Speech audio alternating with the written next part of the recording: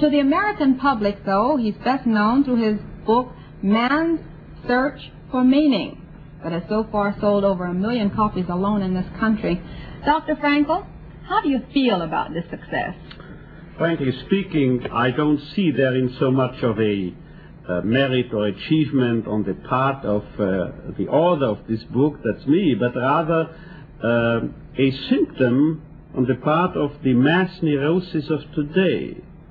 Because if so many hundred thousands of people are reaching out for a book whose very title promises to deal with the problem whether or not life has a meaning, then this is an indication for the fact that the very search of meaning has been frustrated, and in fact ever more patients turn to us psychiatrists today complaining of an abysmal feeling of meaninglessness, of emptiness, of an inner void, and that is why I've termed this condition the existential vacuum, and this in fact seems to me to be the mass neurosis of today. Now this means that you have found the meaning to life, the meaning that a person should give to his own existence.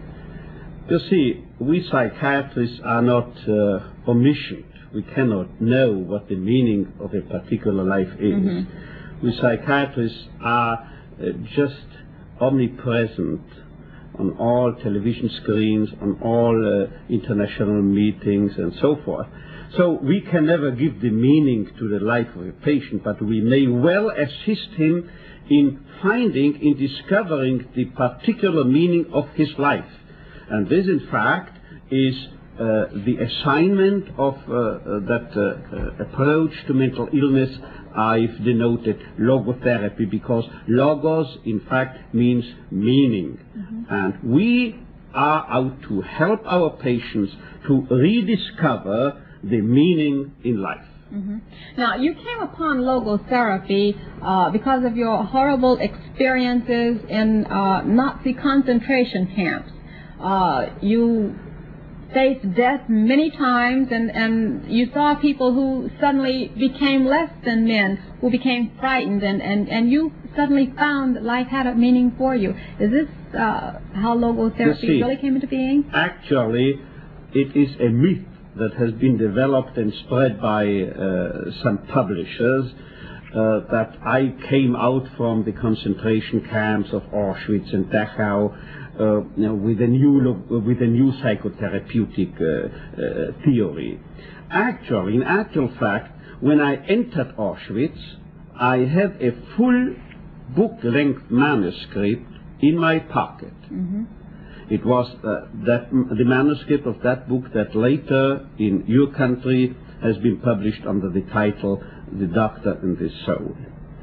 So in any event, logotherapy was already developed when I came to Auschwitz, but certainly the 4 concentration camps in which I had to spend 3 years were in a way a testing ground, an acid test, to confirm, to validate practically, empirically in the widest sense of the word, my theories that I had developed previously. And the core, the nucleus of this theory, or if you wish me to put it that way, the lesson I had to learn in Auschwitz was that those prisoners, those inmates, were most likely to survive, those who had a meaning orientation toward the future, toward a work to complete in the future, toward a person waiting for them at home. Those people who had a strong meaning orientation were most likely to survive, and I believe that something parallel even holds for mankind as a whole.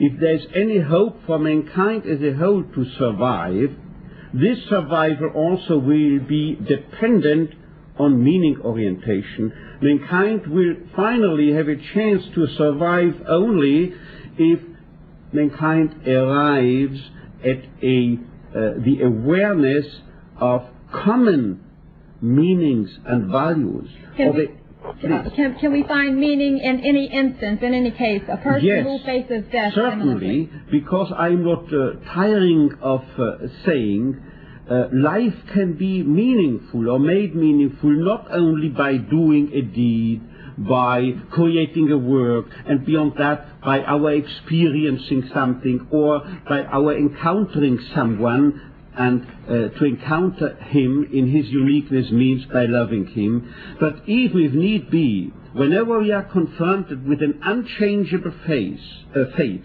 whenever we have to face, say, an incurable disease, an inoperable cancer, even then there is the highest meaning potential to realize, to fulfill, because then, precisely then, we are called upon to bear witness to the unique human potential, which is to transmute, to turn a predicament into an achievement, a human accomplishment, or to turn tragedy into a triumph. Logotherapy is the name of the new psychiatry that Dr. Frankl is talking about at Duquesne University. He has 3 more sessions. The public is invited to attend. Peter Mills Auditorium, Rockwell Hall, Monday, Wednesday, and Thursday. Thank you very much for being with us. Thank you.